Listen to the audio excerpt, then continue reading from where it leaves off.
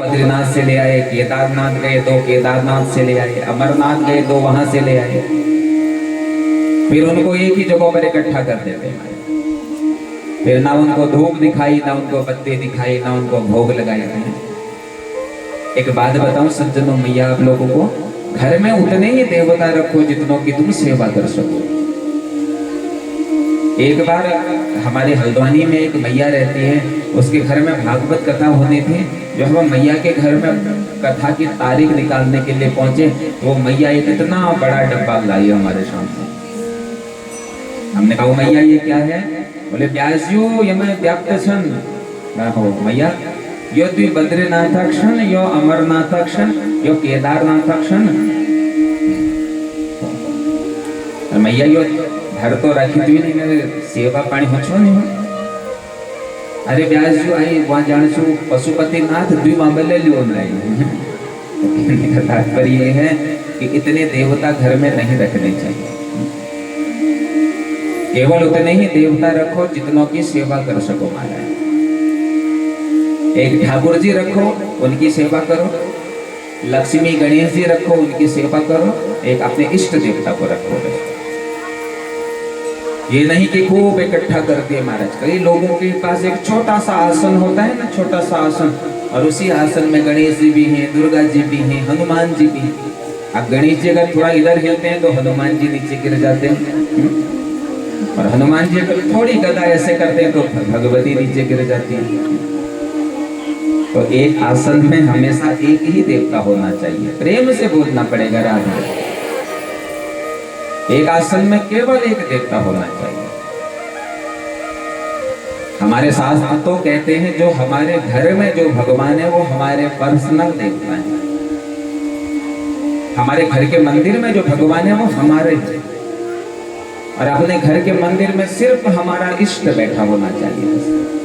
देखो, जो हमारे घर का जो देवता है उसको हमारे घर का नाटक भी लगता है, सूतक भी लगता है, क्योंकि वो हमारे घर का है। और अन्य स्थलों पर जो जैसे हमारे गोलजी हैं ये सभी के हैं। इसलिए बंधुओं घर में केवल अपना इष्ट रखें बस। जिस प्रकार अपने लिए हम एक अलग कमरा बनाते हैं, तो उसी प्रकार हमें अपने इष्ट के लिए भी एक कमरा बनाना चाहिए। अच्छा एक बात बताओ, हमारे घर में अगर कोई मेहमान आ जाता है, 7-8 दिन हमारे घर में रहता है, हमारे कमरे में अगर वो रहना शुरू कर देता है तो हम भी थोड़ा, हमें भी लगता है ना, लगता नहीं लगता? आप लोग बताइए। अरे अब कब जाएगा पता नहीं, मेरा तो कमरा ही फेर दिया इतने दिनों से। होता है नहीं होता बताइए? तो अच्छा एक ही कमरे में अगर हनुमान जी भी हो, गणेश जी भी हो, शंकर जी भी हो, पार्वती जी भी हो, तो देवताओं को तो थोड़ा सा अटपटा लगेगा ना। इसलिए घर में केवल एक देवता हो बस, जिसकी तुम आराधना करते हो। अगर हो सके तो छोटे गोपाल जी रखिए घर में, शालिग्राम जी रखिए घर में, लक्ष्मी गणेश जी घर में रखिए। ज्यादा देवता घर में नहीं होने चाहिए। हाँ, ज्यादा रखने से फिर अशांति सी आती है। या तो अनवरत आप उनकी सेवा कर सको, अनवरत उनको भोग लगा सको, उनकी आरती कर सको, उनका बंधन कर सको, तब तो अच्छी बात है।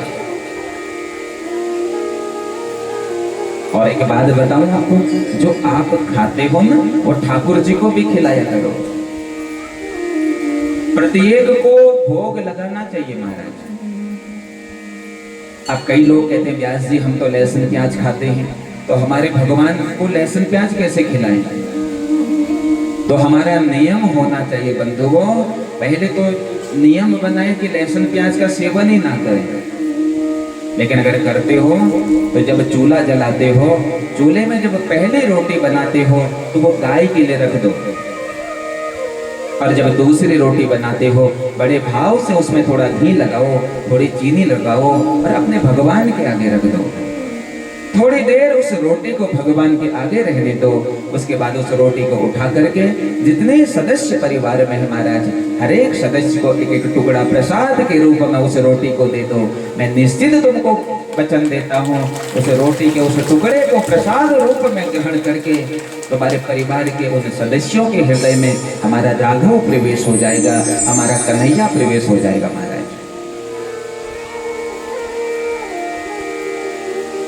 और जैसे ही कहना चाह रहे थे बहुनी संति नामानी, इसके अनेक नाम होंगे। और ये समाधि लगा दी गर्गाचार्य जी की। थोड़ी देर बाद समाधि टूटी। फिर कहा मैया तेरा जो पुत्र होगा ना ये कृष्ण वर्ण का है, इसलिए इसका नाम कृष्ण होगा। एक बार तेरा लाला किसी को देख लेगा, तेरे लाला की तरफ वो आकर्षित हो जाएगा, ऐसा ही वो कृष्ण कहलाएगा।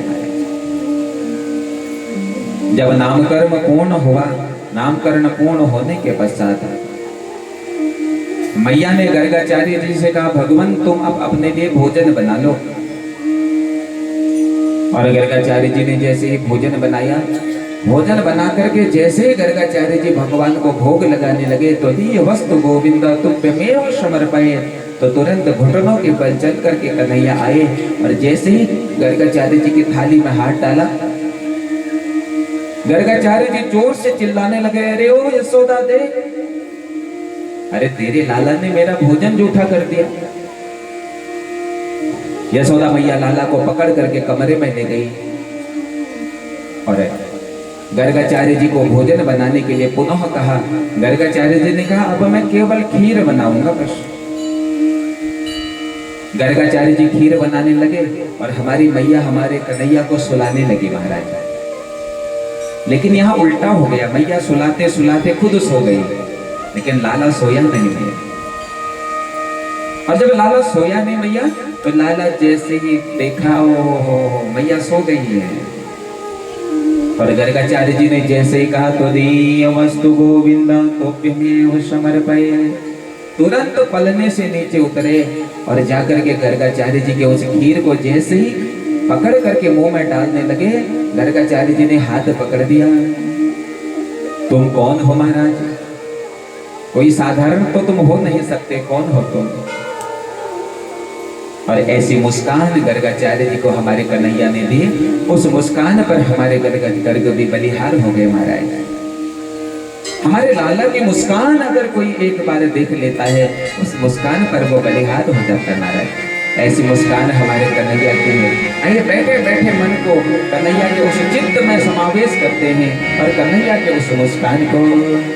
तेरी मंद मंद मुस्कनिया पे, तेरी मंद मंद मुस्कनिया पे, बलिहार सावरे, बलिहार सावरे, बलिहार सावरे, बलिहार सावरे। तेरी मंद मंद मुस्कनिया पे, तेरी मंद मंद मुस्कनिया पे, बलिहार सावरे, बलिहार सावरे, बलिहार सावरे, बलिहार सावरे। तेरी मुस्कनिया पे, तेरी तेरी मुस्कनिया पे, तेरी मुस्कनिया पे, तेरी मंद मंद मुस्कनिया पे, तेरी मंद मंद मुस्कनिया पे, बलिहार सावरे, बलिहार सावरे, बलिहार सावरे, बलिहार सावरे।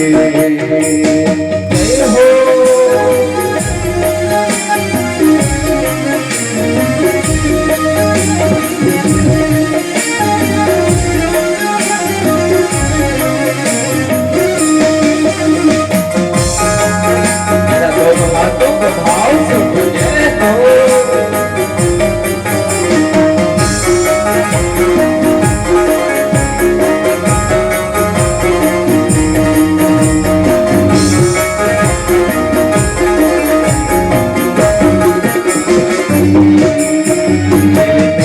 बड़े मत वाले मटके यो तारे तारे, नैन बड़े मत वाले मटके जो काले काले, नैन बड़े मत वाले मटके जो काले काले, नैन बड़े मत वाले मटके जो काले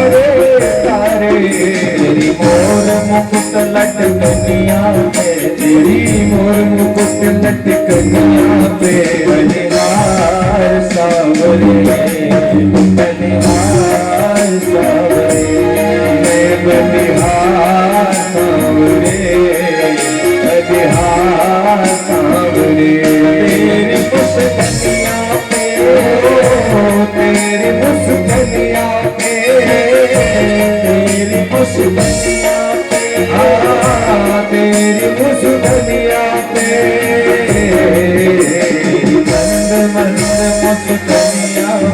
तेरी मंद मंद मुस्कनिया पे बलिहार बलिहार सावरे, बलिहार सावरे, बलिहार सावरे। जय हो बिहारी लाल की जय हो।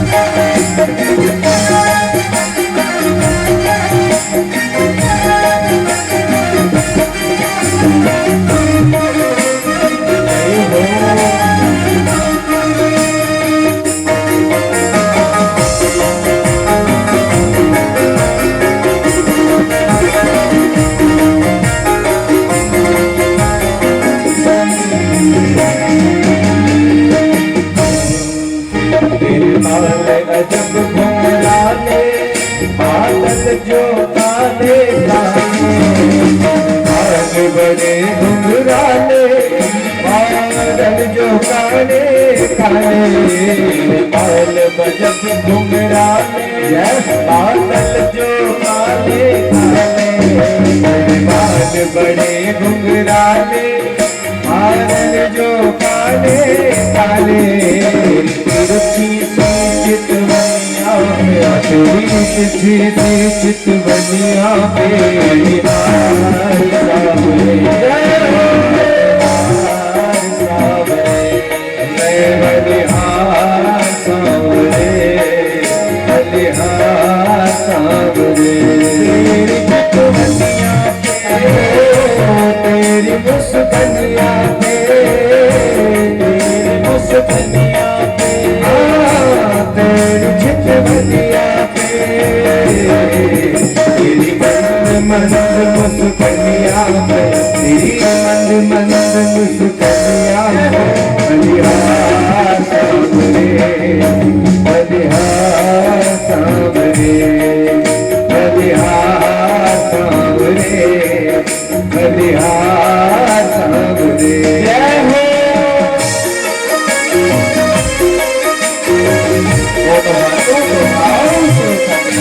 जय हो।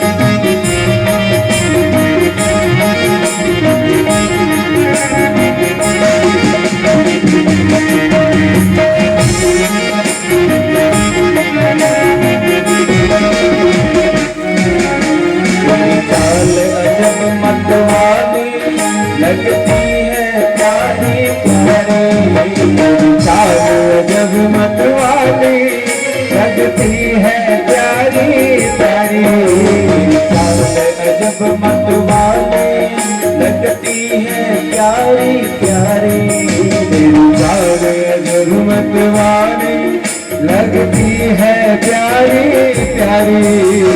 पायल की झनकार पे, पायल की झनकार पे बलिहार सावरे, बलिहार सावरे।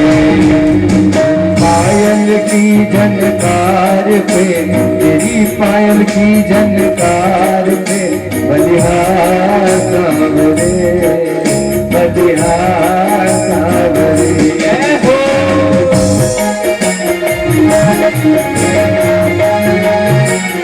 भाव से जय हो।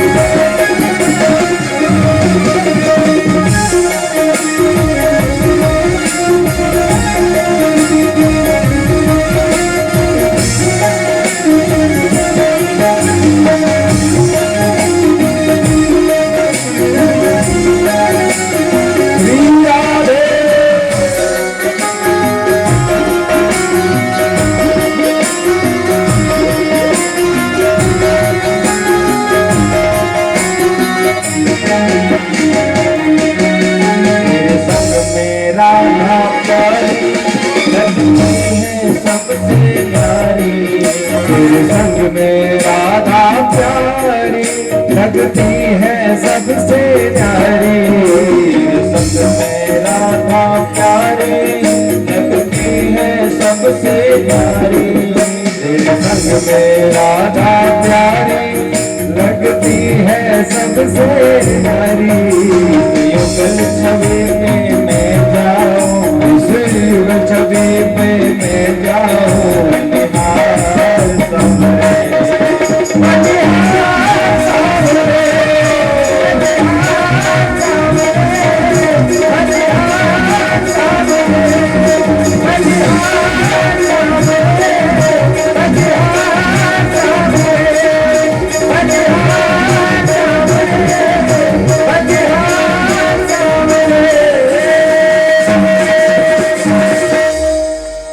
बोलो वृंदावन बिहारी लाल की। इस युगल छवि पे मैं जाऊं। और जैसे ही कन्हैया ने मधुर मुस्कान गर्गाचार्य जी को दी ना, उस मुस्कान को देख करके बलिहार हो गए महाराज। चतुर्भुज रूप में भगवान प्रकट हो गए। कहते मांगो क्या चाहिए तुमको। हाथ जोड़ दे भगवान, अब कुछ नहीं चाहिए बस। जन्म जन्मों से जो चाह थी, जन्म जन्मों से जो भाव मेरे मन में थे मेरे नाथ, आज तुमने वो मुझको दे दिए। अब और कुछ नहीं चाहिए मुझको। तुरंत अपना झोला पकड़ा और वृंदावन के पावन धरा की तरफ गर्ग पहुंच चले गए महाराज। एकांतवास गर्ग ने किया और अंत में प्रभु की कृपा वशात गर्ग प्रभु के परम धाम को रूपत्य हो गया। और जब हमारी यशोदा मैया उठी ना, देखा कि कन्हैया बगल में सोया है, लेकिन जैसे ही रसोई घर की तरफ मैया पहुंची तो देखा भैया रसोई में तो पंडित जी हैं ही नहीं। कन्हैया को हिलाया, कहाँ गए गुरुदेव? कन्हैया मुस्कुराने लगे महाराज। छोटी छोटी लीला कन्हैया करने लगे। एक दिन की तो बात है माताओं, हमारे कन्हैया घुटनों के बल चल करके सीधे मंदिर में पहुंचे। और पता है मंदिर में हमारे जो नंद बाबा है ना, वो अपने ठाकुर जी की पूजा कर रहे थे। सामने ठाकुर जी रखे हैं, शालिग्राम जी रखे हैं ना। शालिग्राम जी कैसे होते हैं? काले काले होते हैं। तो शालिग्राम जी का जैसे पूजन करने लगे ना, तो हमारे कन्हैया घुटनों के बल चल करके जैसे ही मंदिर के अंदर जाने लगे तो नंद बाबा कहते रुक जाओ वहीं। बाबा मैं भी अंदर आना चाहता हूँ। बोले ना ना ना, अंदर तो वो आता है जो नाई नाई करता है। तूने स्नान किया, सर हिलाया, नहीं किया। मन मन में सोचने लगे भैया सबसे बड़ा नाई नाई तो ये खुद हमको करा रहा है, दूध दही घी शहद से, और फिर हमहू से कह रहा है कि नाई नाई नहीं करी। पूछता बाबा तो मुझको एक बात बता, जो तूने आगे काला काला लड्डू रखा है, इस लड्डू को कब से नहीं ला रहा है बाबा? लाला ये लड्डू नहीं है। तो क्या है बाबा? ये शालिग्राम जी हैं, हमारे इष्ट देवता हैं। अच्छा तो बाबा मुझको ये बता, तो ये लड्डू को कितने समय से नहीं ला रहा है शालिग्राम जी को? बोले लाला केवल मैंने ही नहीं नहलाया, हमारे पिताजी भी ने भी नहीं नहलाया, पिताजी के पिताजी ने भी नहलाया। ओहो, तो बाबा मोको लागे ये तो बड़ो मीठो हो गयो। अरे इतने समय से तो यहाँ पे दूध चढ़ावे है, यहाँ पे दही चढ़ावे है, यहाँ पे घी चढ़ावे है, यहाँ पे शहद चढ़ावे है, यहाँ पे गोरा चढ़ावे है बाबा, तो मोको लागे यो मीठो हो गयो। आंख बंद कर ली और आंख बंद करके जैसे ही ध्यान करने लगे महाराज, हमारे कन्हैया अंदर गए और तुरंत शालिग्राम जी को उठाया और उठा करके अपने मुंह में डाल दिया महाराज, अपने मुंह के अंदर रख लिया। और जैसे ही बाबा ने आंखें खोली, सामने से शालिग्राम जी गायब हो गए, लेकिन ये नटखट सामने बैठा हुआ है, मुंह खोलाए हुए। ओह, अब मुंह में शालिग्राम जी है तो मुंह बंद किया हुआ है। लाला शालिग्राम जी दिखे, कहाँ गए? अब बोले कैसे, मुंह के अंदर बंद हैं, कहाँ है बता। और जैसे एक थप्पड़ लाला के गाल में मारा, तुरंत शालिग्राम जी मुंह से निकल करके बाहर आ गए। अरे ओ यशोदा दे, अरे जिस समय मैं अपने इष्ट देवता की पूजा करता हूँ, कम से कम उस समय तो इस लाला को संभाल लिया कर, हैं? मेरा शालिग्राम अपवित्र कर दिया। तुरंत मैया लाला को लेकर के गई और लाला को समझाने लगी, देख जिस समय तेरे पापा पूजा करते हैं उस समय मत जाया कर लाला। और मैया के साथ लाला बैठ गए महाराज। एक दिन तो घुटनों के बल चल करके गौशाला गए और सुरभि गाय की पूंछ पकड़ करके कन्हैया खड़े हो गए। मैया ने देखा कि मेरा लाला पता नहीं कहां चला गया, गौशाले की तरफ दौड़ी तो गाय की पूंछ पकड़ करके कन्हैया खड़े। अरे अगर कन्हैया तुझे ये गैया मार देती तो क्या होता? तो मन मन में कहने लगे, मैया इसी गैया के लिए तो मैं यहाँ आया हूँ। विप्रधेनु सुर संत हित लीन मनुज अवतार, ये गैया को बचाने के लिए तो मैं आया हूँ मैया, इसी के लिए तो मैं अवतार लेता हूँ। भगवान कब अवतार लेते हैं? विप्रधेनु सुर संत हित लीन मनुज अवतार, ब्राह्मणों के लिए, संतों के लिए, गाय के लिए ही तो भगवान इस धराधाम पर आते हैं महाराज। एक दिन की बात है, मैया ने कन्हैया को माखन खिलाना प्रारंभ किया महाराज, लेकिन कन्हैया ने थोड़ा माखन तोते को भी खिला दिया। मैया कहती है, लाला अगर तोता तेरी हाथ में चोंच मार देता तो क्या होता? मन मन में कहने लगे, मैया ये तोता मेरे हाथ में चोंच नहीं मारता, अरे ये तोता ही तो मेरा सुखदेव है, जो जनमानस में मेरी कथा सुनाता है, लोगों के हृदय में चोंच मारता है। ये कोई साधारण तोता नहीं है, ये मेरा सुख है मैया, ये मेरा सुख है। अनेक लीला कन्हैया करने लगा महाराज।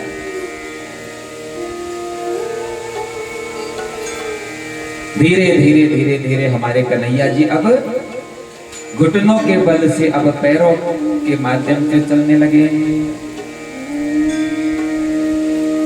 और मैया अपने लाला को चलाना सिखा रहे हैं। नाचे नंदलाल नचावे बाकी मैया, नाचे नंदलाल नचावे बाकी मैया, नाचे नंदलाल नचावे बाकी मैया, नाचे नंदलाल।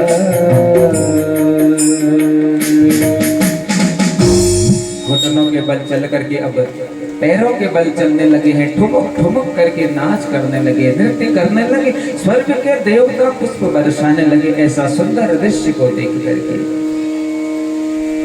सुखदेव बाबा कहते, परीक्षित सारे संसार को जो चलाना सिखाता है, आज मैया का हाथ पकड़ करके चलना सीख रहा है। क्या सुंदर लीला है महाराज। अब तो कन्हैया गोपियों के स्वप्न में जाने लगे और गोपियों के मन में भी भाव आया कि कन्हैया हमारे घर आए महाराज। लेकिन कन्हैया गोपियों के घर कैसे जाए महाराज? तो माखन को कन्हैया ने निमित्त बनाया। ध्यान पूर्वक सुनिएगा महाराज। ये गोपियां कोई और नहीं है, ये गोपियां हमारे वेदों की ऋचाएं हैं। ये गोपियां कोई और नहीं, ये गोपियां राम जन्म के संत हैं जो कृष्ण जन्म में गोपी बन करके आई हमारा। राम जन्म में जब हमारे राघव जंगलों में भ्रमण कर रहे थे तो ये सारे के सारे संत भगवान से कहते हैं कि हमारे घर आओ, हमारे घर आओ प्रभु। तो भगवान ने कहा इस जन्म में तो नहीं, लेकिन अगले अवतार में मैं तुम्हारे घर जरूर आऊंगा महाराज। लेकिन अब गोपियों के घर जाएं तो जाएं कैसे, तो माखन को निमित्त बनाया महाराज। एक बात याद रखना बंधुओं, परमात्मा कुछ ना कुछ निमित्त बनाता है। हमारे जीवन में अगर अच्छा होना होता है तो उसमें भी निमित्त बनाता है, हमारे जीवन में कुछ बुरा होना होता है तो भी भगवान निमित्त बनाता है।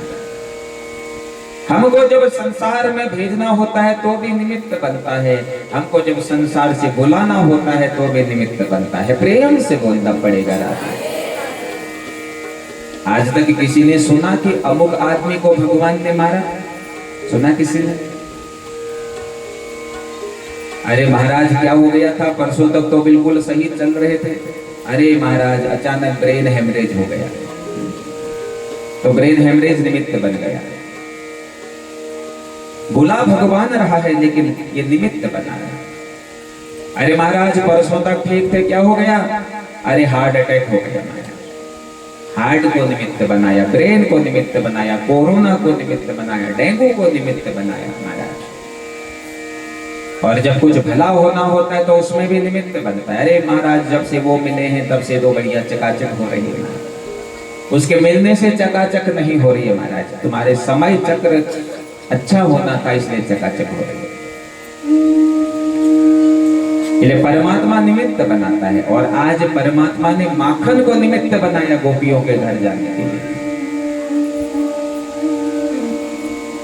अच्छा एक बात बताओ, कन्हैया ने केवल माखन ही क्यों चुराया? कन्हैया चाहते तो दूध चुरा सकते थे, अरे गोपियों के घर तो जाना था। कन्हैया चाहते तो दूध चुरा सकते थे, कन्हैया चाहते थे तो दही चुरा सकते थे, कन्हैया चाहते तो घी चुरा सकते थे महाराज, कन्हैया चाहते तो मट्ठा चुरा सकते थे।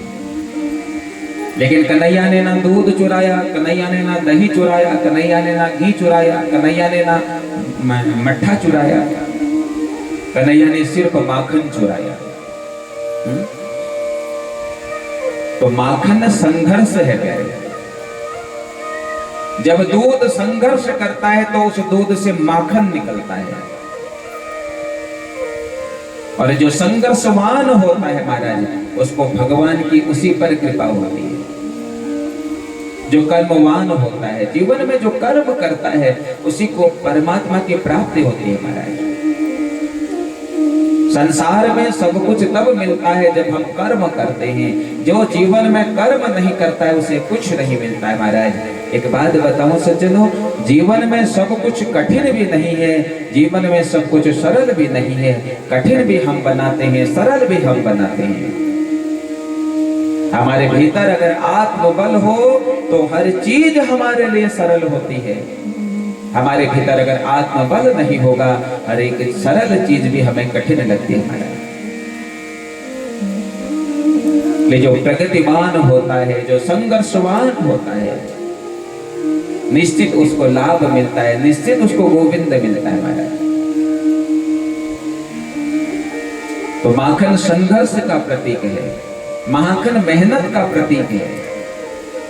जीवन में संघर्ष करो, मेहनत करो प्यारे, अपने मेहनत से भी तुम अपना भाग्य बना सकते हो। अरे भाग्य तो उसका भी होता है जिसके पास हाथ नहीं होता महाराज। होता है नहीं होता है, आप लोग बताओ। हाथों की रेखाओं में ही भाग्य नहीं है महाराज। अरे उसका भी तो भाग्य बनता है जो बिना हाथ के होता है। भाग्य तुम्हारे मेहनत से बनता है। अगर तुम मेहनत करोगे लगन के साथ तो निश्चित है तुम्हें सफलता मिलेगी।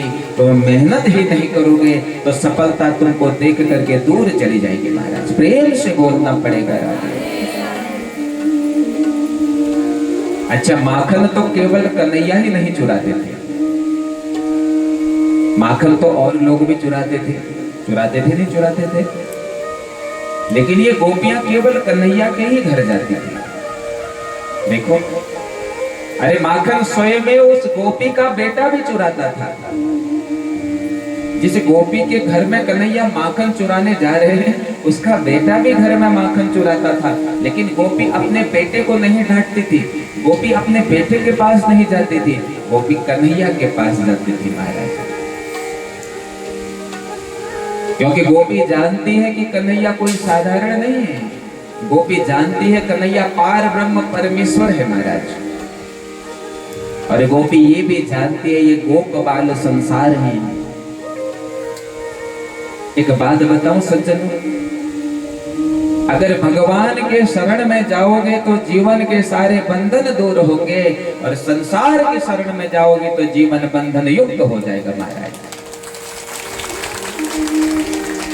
गोपियां जानती थी अगर मैं कन्हैया के पास जाऊंगी तो सांसारिक बंधन छूटेंगे, और अगर गोप बालों के पास जाऊंगी तो सांसारिक बंधन जुड़ेंगे महाराज। इसलिए गोपियां केवल कन्हैया के पास जाती थी। आज गोपियों ने मन में विचार बनाया, हर एक गोपी माखन बनाती है, और माखन बनाते समय गोपी सोचती है कि कन्हैया हमारे घर माखन खाके आने को चुरवावे महाराज। तो कन्हैया ने एक बड़ी सुंदर सी एक मीटिंग करी, और उस मीटिंग में कन्हैया ने सारे के सारे गोप बालों को बुलाया, और गोप बालों से कहा एक बात बताओ, क्या तुम माखन नहीं खाते हो? इतने दुबले पतले हो। गोपाल कहते हैं कन्हैया हमारे लिए माखन होता ही कब है, जितना माखन होता है सब कंस के पास चला जाता है मैया। कन्हैया ने कहा अगर देखो, अगर मैया माखन नहीं खिलाए तो चोरी चोरी कर लेते हैं, चोर लेते हैं माखन। गोपाल कहते हैं अरे ओ कन्हैया, अरे तू तो अपने घर का इकलौता है महाराज, अरे हम तो चार चार हैं। वैसे ही मैया हमको डंडा लेकर के मारने को आती है कन्हैया, और अगर मैया को पता लग गया मैं माखन चुरा रहा हूं तो फिर मैया बहुत मारेगी। कन्हैया ने कहा अरे जब पता चलेगा तभी तो मारेगी ना, हम चोरी चोरी कर लेते हैं, हम चोरी चोरी माखन चुराएंगे। और यह जब सुना महाराज, अब तो कन्हैया ने एक बड़ी सुंदर सी एक मीटिंग करी, और एक सुंदर सी एक संस्था बना दी महाराज, और उस संस्था का नाम रख दिया बाल गोपाल चौर विद्या प्रचार मंडल। और उसके अध्यक्ष स्वयं में वो कन्हैया बन गए, और उसके उपाध्यक्ष स्वयं में बलराम जी बन गए महाराज। अब तो कन्हैया गोपियों के घर जाते हैं, माखन चुराते हैं, और माखन चुरा करके कन्हैया जितना माखन खाते हैं उतना खाते हैं, और जितना नहीं खाते हैं उसको नीचे फेंक देते हैं। अब माखन लीला प्रारंभ हुई महाराज। ये सारे के सारे गोपियां बड़े सुंदर तरीके से कन्हैया के लिए माखन बना करके रखती हैं, और जब ये कन्हैया माखन चोर लेते हैं, मटकी फोड़ देते हैं, तो ये गोपियां कन्हैया के मैया के पास जाकर के कन्हैया की शिकायत करती हैं। अरे ओ यशोदा देख, तेरा लाला हमारा माखन चुराता है यशोदा, और माखन ही नहीं चुराता हमारी मटकी भी फोड़ देता है। न जाने तेरे लाला ने कितनी मटकी फोड़ दी हमारी यशोदा। सारे के सारे गोपियां, सारे के सारे ब्रजवासियां आज भाव से गाते हुए यशोदा मैया से कह रही हैं, और क्या कह रही हैं आइए हम सब सुनते हैं। नंद रानी तेरो लाला जबर भयोरी, नंद रानी तेरो लाला जबर भयोरी, मेरी मटकी उलट के पलट गयो, मेरी मटकी उलट के पलट गयो। नंद रानी तेरो लाला जबर भयोरी, नंद रानी तेरो लाला जबर भयोरी, मेरी मटकी पलट के उलट गयो, मेरी मटकी उलट के पलट गयो।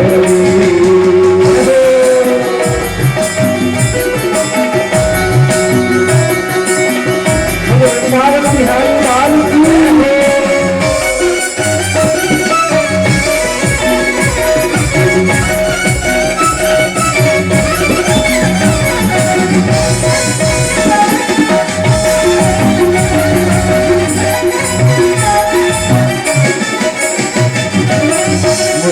मुस्कानिया की लगे प्यारी प्यारी, मुस्कानिया की लगे प्यारी। पागल भैया सगी ब्रजनारी, पागल भैया सगी ब्रजनारी। जाकी बंसी पे, जाकी बंसी पे जीरा अटक गयोरी, जाकी बंसी पे जीरा अटक गयोरी। रानी तो गाला जबर भयोरी, मेरी मटकी पलट के उलट गयोरी। नंदे रानी तेरे लाला जबर भयोरी, नंदे रानी तेरे लाला जबर भयोरी। मेरी मटकी पलट के उलट गयोरी, मेरी मटकी पलट के उलट गयोरी।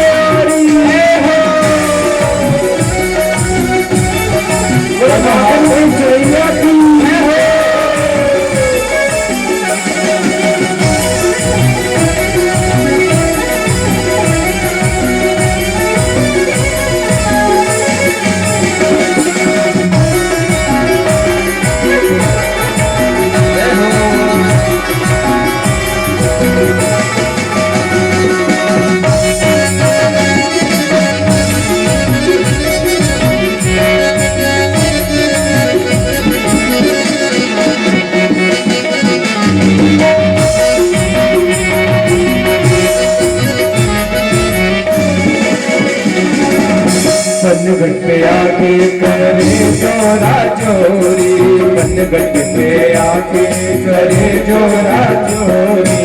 चुपके से आके करे चित चोरी, चुपके से आके करे चित चोरी। मैया हल्ला मचाए तो सटक गयोरी, मैया हल्ला मचाए तो सटक गयोरी।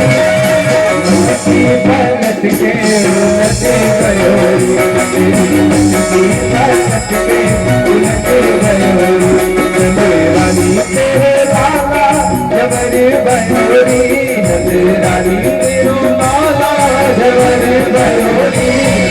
मटकी पलट के उलट गयोरी, मेरी मटकी पलट के उलट गयोरी।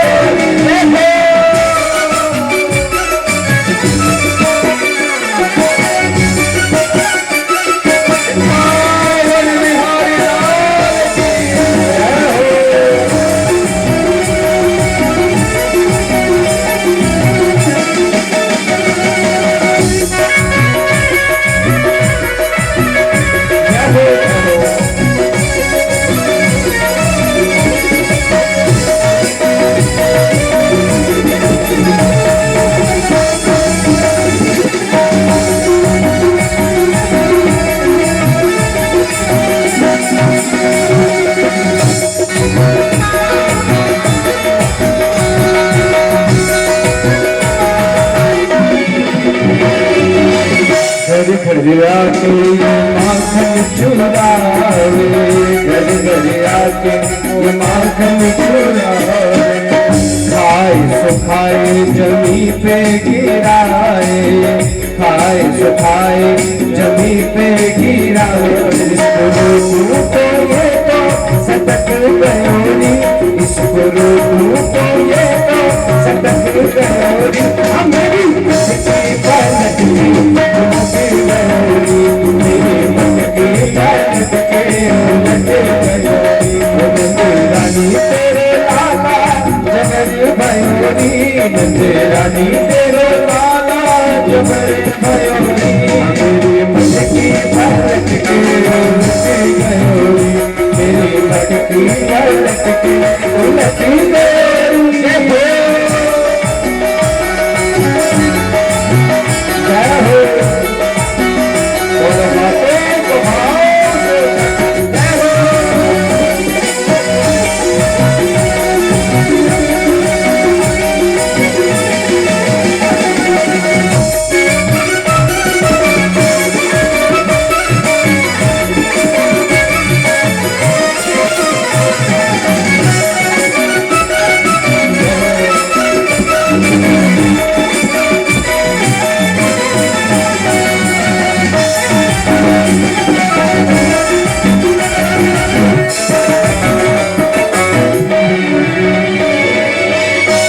तो दुखारी हूँ गरीब की मारी, मैं तो दुखारी गरीब की मारी।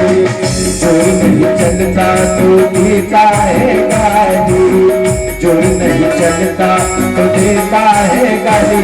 जब नैया पकड़ू तो झटक गयोरी, जब नैया पकड़ू तो झटक गयोरी।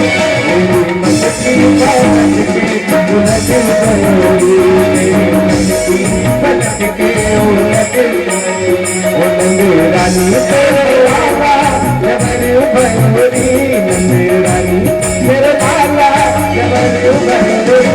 मेरी मत की पलट के उलट गयोरी, मेरी मत की पलट के उलट गयोरी, मेरी मत की पलट के उलट गयोरी, मेरी मत की पलट के उलट गयोरी, मेरी मत की पलट के उलट गयोरी।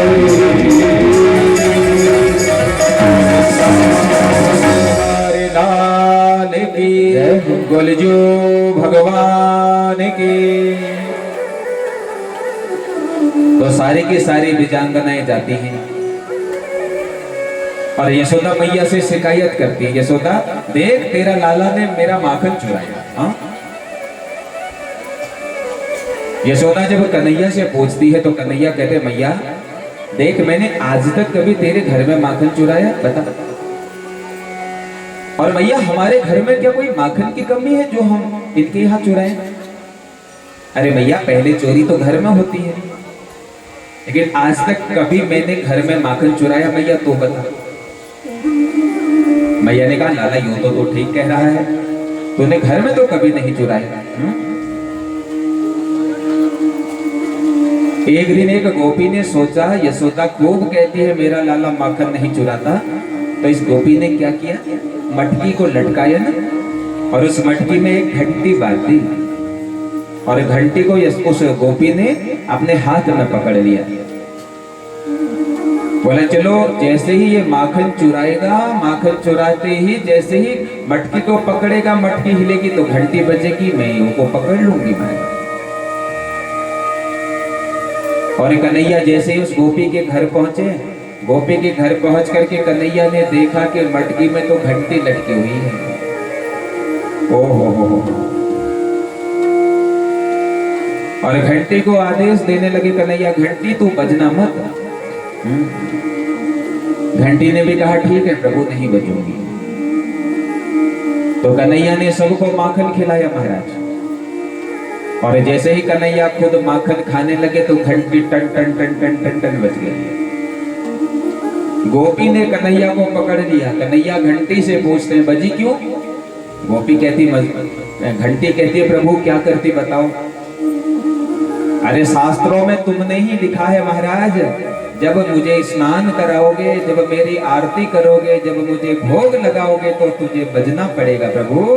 अब तुम भोग लगा रहे थे तो मुझे बजना ही था भक्त वत्सल भगवान। तुम भोग लगाओ मैं ना बजूं प्रभु, ये कैसे हो सकता है? गोपी ने पकड़ लिया। वो तेरी मैया कहती थी ना तू चोरी नहीं करता, चल आज पता चलेगा तेरी मैया को। कन्हैया ने कहा आज तो फंस गए, अब तो मैया बहुत मारेगी मुझे। आज तक तो झूठ बोलता रहा नहीं चुराया नहीं चुराया, लेकिन आज तो भैया पकड़ के ले जा रही है मैया। तुरंत भगवान ने कहा पवन देव अब कुछ करिए। और पवन देव इतनी तेज हवादार आंधी रूप में आए कि उस गोपी के सर का पल्ला नीचे गिर गया और भगवान दूसरे रूप में सामने एक संत बन गए। और जैसे ही संत को देख करके ये गोपी अपना पल्ला उठाने के लिए कन्हैया का हाथ छोड़ा तो तुरंत कन्हैया गोपी का ही बेटा बन गए महाराज, और दूसरे रूप में अपने कमरे में जाके सो गए।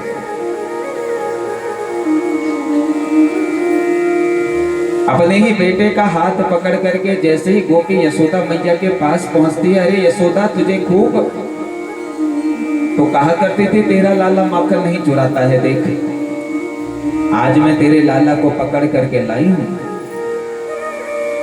यशोदा हंसते हुए कहती है अरे बहना कम से कम देख तो ले किसके लाला को लाई है?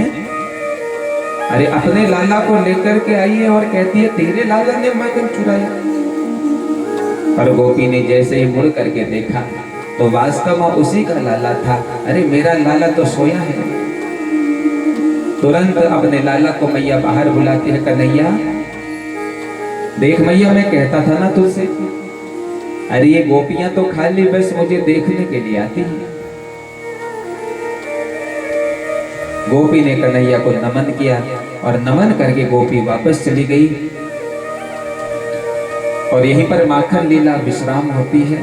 और एक दिन कन्हैया उस ब्रिज मंडल में भ्रमण कर रहे थे।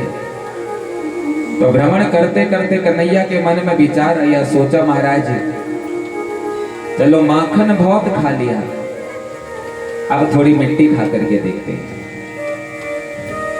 और तुरंत मिट्टी का एक ढेला उठाया और सीधे मुंह में गपक लिया महाराज। गोप बालों ने देखा और कन्हैया को पकड़ लिया, रुक तेरे घर जाते हैं और शिकायत करते हैं तूने मिट्टी खाई। सारे के सारे गोप बाल दौड़ करके यशोदा के पास जाते हैं। अरे ओ यशोदा दे, तेरे लाला ने मिट्टी खाई, तेरे लाला ने माटी खाई। यशोदा सोचने लगी कल तक शिकायत आती थी माखन खाता है और आज शिकायत आने लगी कि ये मिट्टी खाता है, कल शिकायत आएगी कुछ और खाता है, इसलिए आज इसके कान पकड़ देती हूँ। तुरंत कन्हैया के जैसे कान मैया पकड़ने लगे, कन्हैया कहने लगे ओ मैया मैंने मिट्टी नहीं खाई। गोपाल कहते जो चोर होता है ये थोड़ा ना कहता है मैंने चोरी करी है, इसने खाई है मिट्टी मैया। कन्हैया कहने लगे कस्मान मृद मदानात्मन भवान भक्षितमान रहा बनते ताव काहे तो कुमारास्ते गजोम्यहम्। मैया मैंने मिट्टी नहीं खाई, और अगर तुझे यकीन नहीं आ रहा है कि मैंने मिट्टी खाई है तो ले मेरा मुंह देख ले। और जैसे ही कन्हैया ने अपना मुख खोला महाराज, उस मुख में तो भगवान ने सारा ब्रह्मांड अपने मैया को दिखा दिया, सारा 84 बीज मंडल अपने मुंह में दिखा दिया, सारा सूर्य मंडल, चंद्र मंडल, भौम मंडल, जितने मंडल हैं सब के सब मंडल भगवान के मुख में ही दिख गए महाराज। मैया तो बड़ी डर गई, अरे राम राम ये क्या हो गया, अरे मैंने तो इससे कहा था कि मिट्टी दिखा, इसने तो पूरा संसार दिखा दिया। और तुरंत कन्हैया ने लीला समेट दी। मैया भूल गई मैं क्यों आई थी। मैया देखी मिट्टी दिखी तुझे मेरे मुंह में? मैया ने कही ना ना ना ना मिट्टी नहीं दिखी तेरे मुंह में। एक दिन की बात है महाराज, दीपावली का पुनीत पावन दिवस है और मैया ने पहले अपने लाला को सुलाया महाराज। ध्यान पूर्वक सुनिएगा सब। मैया ने अपने लाला को सुलाया और सुला करके अपनी दास दासियों को बुला करके मैया ने घर के काम सौंपे। यशोदा मैया के घर में 60,000 दासियां हैं महाराज, लेकिन फिर भी जो रसोई बनाती है ना वो हमारी यशोदा मैया ही बनाती है। मैया यहाँ पर हम सबको एक मार्ग दिखा रही है, एक उपदेश दे रही है। घर में चाहे दास दासियां कितनी भी हों, लेकिन घर की रसोई घर की मैया को ही बनानी चाहिए महाराज। लेकिन आजकल तो महाराज बर्तन धोने वाली, कपड़े धोने वाली भी रखी है, बर्तन धोने वाली भी रखी है। यहाँ तक तो आजकल के हमारे मैया लोग भोजन भी नहीं बना रही, भोजन बनाने वाली भी रखी है महाराज। एक बात याद रखना सज्जनों, भोजन कभी भी किसी के हाथ का नहीं करना चाहिए। जिसको तुम जानते नहीं उसके हाथ का भोजन नहीं करना चाहिए। न जाने वो किस भाव से भोजन बनाता होगा, क्योंकि भोजन भाव का प्रतीक है। न जाने क्या उसके भाव होंगे, किस भाव से वो भोजन बनाता होगा महाराज। घर में 2 जगह हमेशा पवित्र होनी चाहिए। ध्यान पर सुनिए, एक तुम्हारी रसोई और दूसरा तुम्हारा मंदिर, दोनों ही पवित्र होने चाहिए। अपने घर की रसोई को हमेशा पवित्र रखो, साफ रखो महाराज।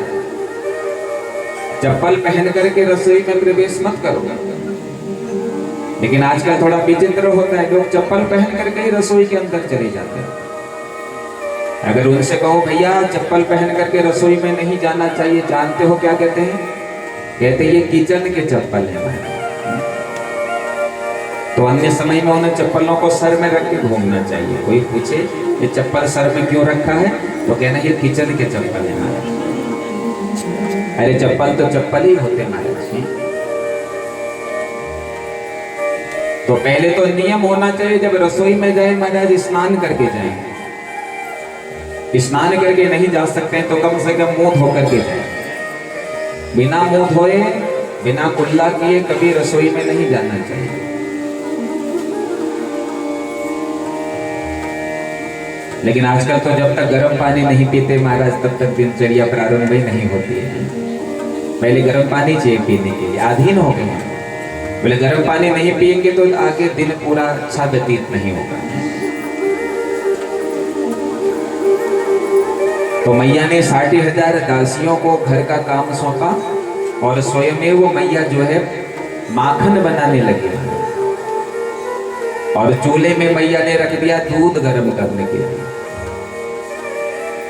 कन्हैया की जैसे नींद खुली, कन्हैया ने देखा कि दूध अब उबलने वाला है और उबाल जाने वाला है, तो मैया से पूछता हूं।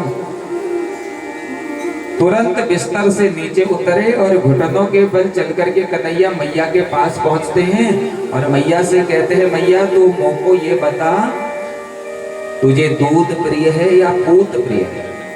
पूत का अर्थ होता है बेटा। बता मैया तुझे दूध अच्छा है, दूध प्रिय लगता है या पूत प्रिय लगता है? मैया ने कहा लाला दूध अपनी जगह है, पूत अपनी जगह है। बोले ना ना मैया तो मोको एक बात बताई दे आज, तो दूध को प्रेम करो है या पूत को प्रेम करो? मैया भूल गई कि मैंने तो दूध रखा है चूल्हे में गर्म करने के लिए। तुरंत मैया ने लाला को गोदी में बैठाया और गोदी में बैठा करके मैया कहती लाला वो को ना पूत प्रिय है, तू प्रिय है मुझे। अरे तेरी तुलना किसी दूध से थोड़ा ना कर सकती हूँ मैं। कन्हैया ने कहा चलो देखता हूँ। और जैसे ही मैया लल्ला के सर में हाथ लगाने लगी तो तुरंत मैया की नजर चूल्हे पर पड़ी। हो दूध उबाल जा रहा है। तुरंत मैया ने लाला नीचे रखा और चूल्हे की तरफ मैया दौड़ पड़ी। अभी तक मैया कह रही थी पूत प्रिय है, और जैसे दूध देखा तो मैया मुझको छोड़ करके भाग गई। एक बड़ा पत्थर कन्हैया ने उठाया और जोर से उस मटके पर मारा, वो मटकी फूट गई महाराज। मैया ने देखा कन्हैया ने मेरी मटकी फोड़ी है तो मैया को क्रोध आ गया। अरे कन्हैया तो रोज मटकी फोड़ते थे, लेकिन मैया ने कभी गुस्सा नहीं करा। लेकिन आज जो मटकी फोड़ी है ना वो बड़ी विशेष मटकी थी। पता है माताओं वो मटकी कहां से आई थी? यशोदा मैया के मायके से आई थी। और मायके से जब कोई चीज आती है तो हमारे माओ को उससे बड़ा लगाव होता है। साड़ी फट जाए लेकिन ना मेरे मायके की, बिस्तरा फट जाए ना ना मेरा मायके का, बर्तन फूटने में आ जाए लेकिन ना ना ना मायके का है। तो मायके की चीजों से बड़ा लगाव होता है। अरे मेरे मायके की मटकी इसने फोड़ दी, इतनी पुरानी मटकी थी, आज यो को मैं ना छोड़ूं। तुरंत मैया ने कन्हैया को पकड़ा और पकड़ करके उसी ओखल में मैया लाला को बांधने लगी।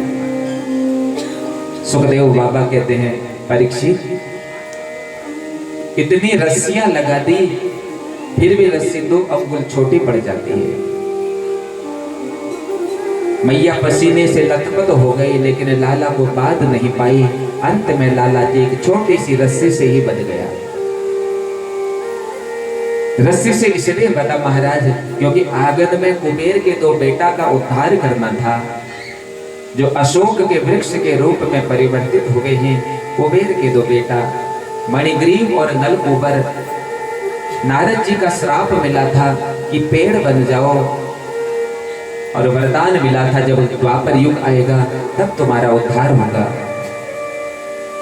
आज उसी ओखल को लेकर के हमारे कन्हैया आंगन की तरफ दौड़े हैं, और दोनों यमलार्जुन के वृक्षों के बीच में कन्हैया ने अपनी उस ओखल को फंसाया, जोर लगाया, दोनों वृक्ष नीचे गिर गए। दोनों वृक्षों से जब दो पुरुष उत्पन्न हुए, बड़ी सुंदर स्तुति करने लगे कि वाणी गुणानुकथने श्रवणो कथायां हस्तो च कर्मसु मनस्तव पादयोने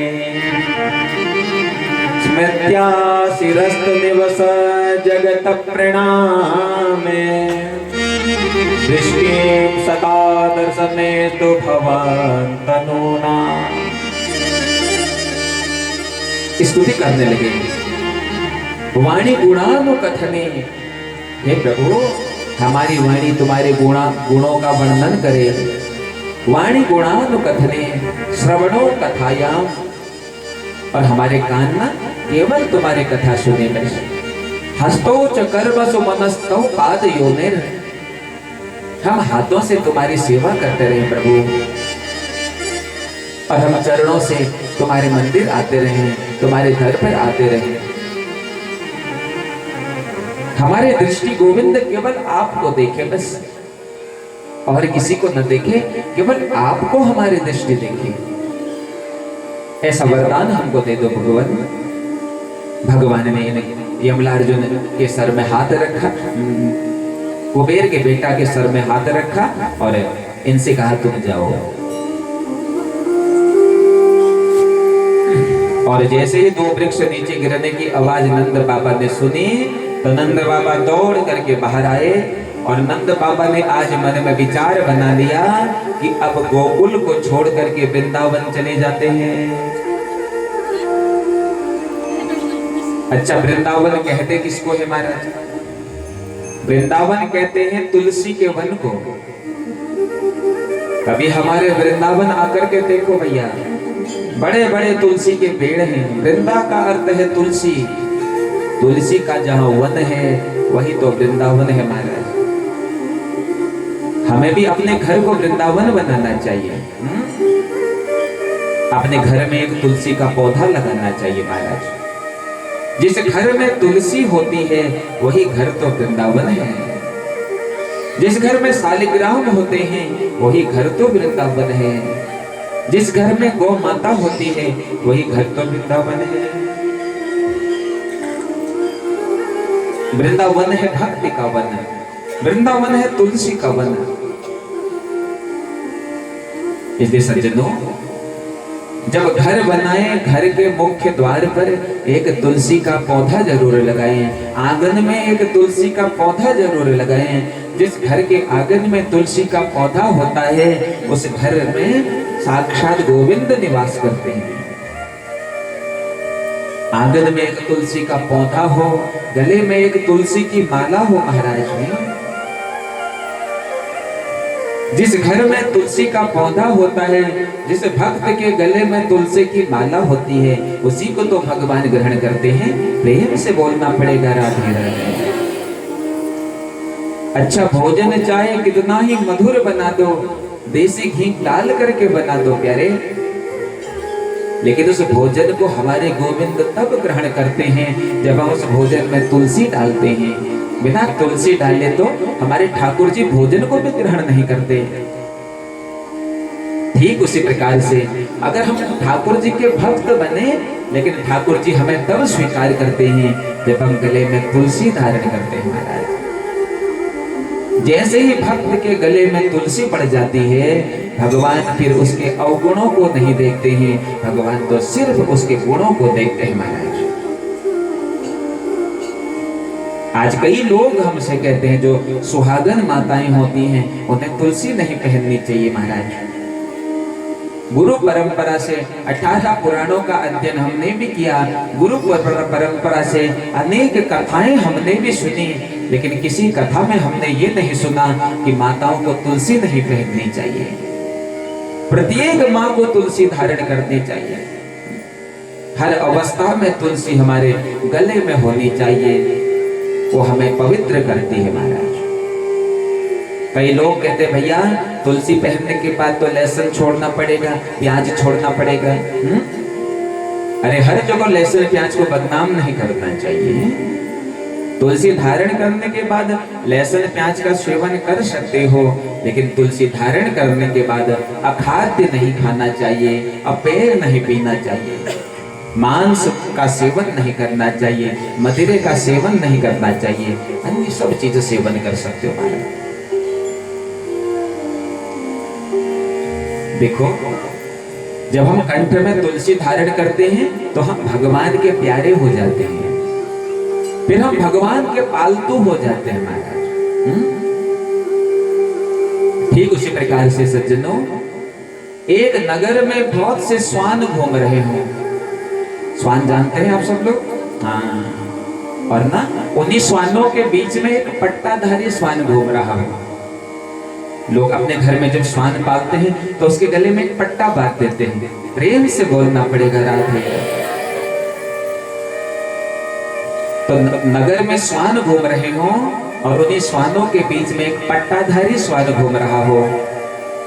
नगर पालिका वाले आते हैं, सब श्वानों को ले जाते हैं, लेकिन पट्टेधारी श्वान को देख करके सोचते हैं ये किसी का पालतू श्वान है,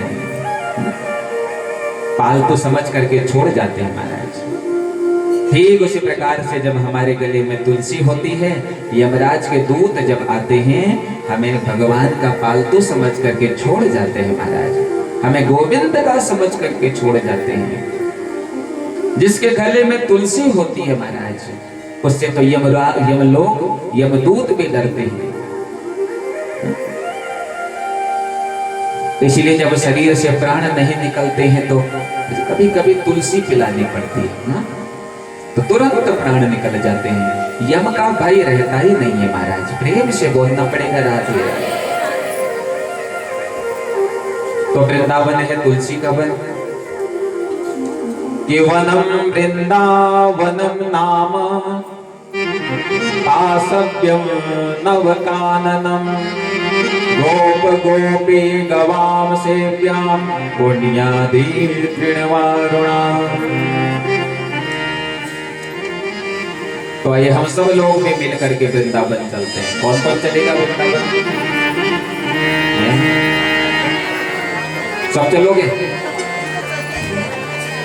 तो आइए बैठ करके ही चलते हैं। और ऐसे और हमारे वृंदावन में जैसे भैनी रोम घूमना पड़ता है हमारे वृंदावन में।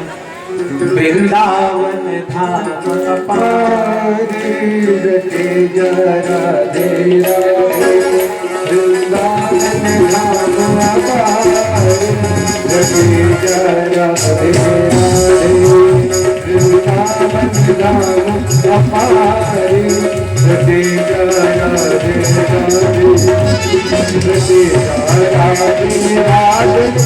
तुझ पे राधे राधे, रटे जा राधे राधे तुझ पे राधे राधे, राधा सतवेदन को सारे, रटे जा राधे राधे राधा सतवेदन को सारे, रटे जा राधे राधे।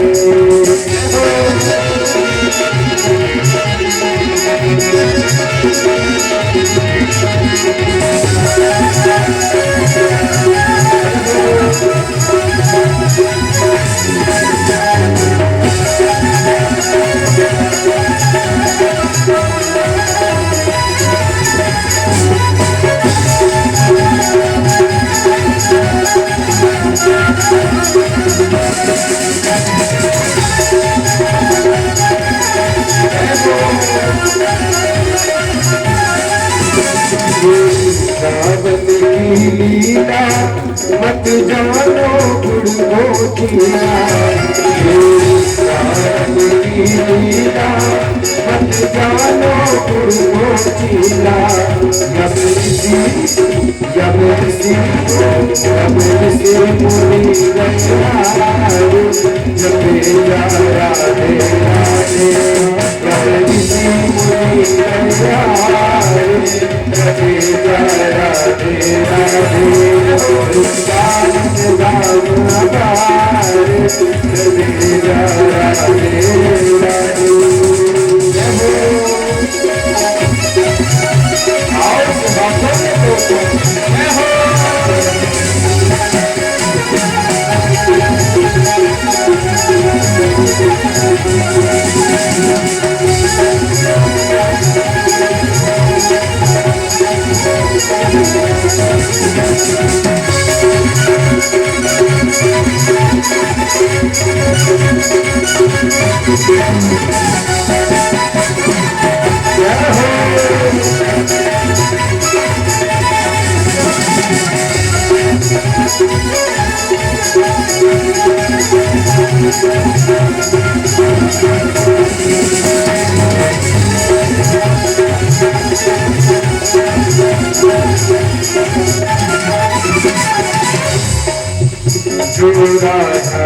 राधा गावे वो प्रेम पदार्थ गावे राधा गावे वो प्रेम पदार्थ गावे बब में जाए बब में जाए बब में जाए वीणा राधे राधे राधे बब में जाए वीणा राधे राधे राधे वृंदावन धाम हमारे जपे जा राधे राधे वृंदावन धाम हमारे जपे जा राधे राधे वृंदावन में राधे राधे यमुना में राधे राधे वृंदावन में राधे राधे जीवन में राधे राधे राधे राधे राधे राधे राधे राधे राधे राधे राधे राधा रावण हो तो रसराज विचारो रावण हो तो रसराज विचारो नहीं हो तो नहीं हो तो कृष्ण अवतार जपे जा राधे राधे कृष्ण अवतार जपे जा राधे राधे राम राम जपे जा राधे राधे राम जपे जा राधे राधे राधे राधे राधे राधे राधे राधे राधे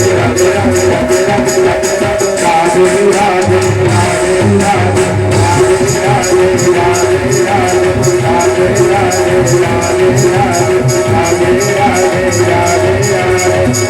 राधे राधे राधे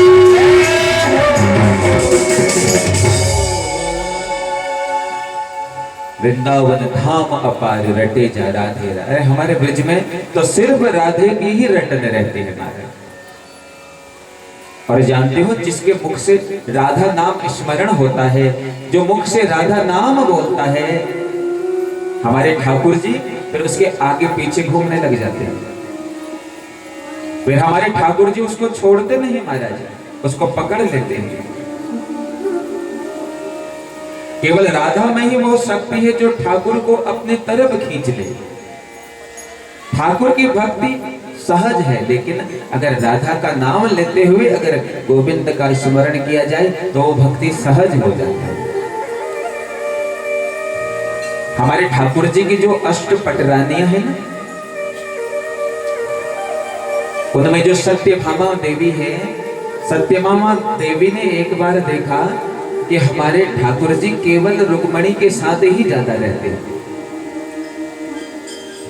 और एक दिन बड़ी चिंतित हुई तो देवर्षि नारद जी पहुंचे। देवर्षि नारद जी ने कहा क्या बात सत्यभामा इतनी चिंतित क्यों हो? सत्यभामा ने कहा देखो प्रभु, होने को तो हम अष्टपट रानियां इनकी हैं, लेकिन सर्वाधिक समय इनका रुक्मणी के साथ बीतता है। कोई ऐसा जादू टोना कर दो कि ये हमारे तरफ आ जाए। पूरा समय तो ये रुक्मणी को ही देते हैं। भगवान ने कहा, नारद जी ने कहा जादू टोना तो कर दूंगा सत्यभामा, लेकिन उसके लिए तुझे बड़ी मेहनत करनी पड़ेगी। बोले क्या करना पड़ेगा बताओ? बोला करना ये पड़ेगा, तुम्हें पहले कन्हैया मुझे बेचना पड़ेगा। सत्यभामा कहती ना ना ना ना, ऐसा नहीं कर सकती हूँ, बेच नहीं सकती हूँ। अरे बोले हमेशा के लिए थोड़ा ना मांग रहा हूँ, उसके बदले में तू कन्हैया के जैसी कोई अमूल्य वस्तु मुझको ला करके दे देना, तो अपने कन्हैया को ले जाना। तो सत्यभामा ने सोचा भैया मैं तो इतनी बड़ी राजा की बेटी हूँ, अरे मैं तो हीरे मोती जवाहर सब कुछ दे दूंगी, कन्हैया को खरीद लूंगी। बोला ठीक है चलो, हमने अपने पति को तुम्हें बेचा। बोला चलो ठीक है। और जैसे ही बेचा तो नारद जी ने कहा चलिए तुमको बेच दिया है, अब आप हमारे हो, चलो। और जैसे ही कन्हैया को ले जाने लगे नारद जी, सत्यभामा ने पैर पकड़ दिए कि छोड़ जाओ यहाँ।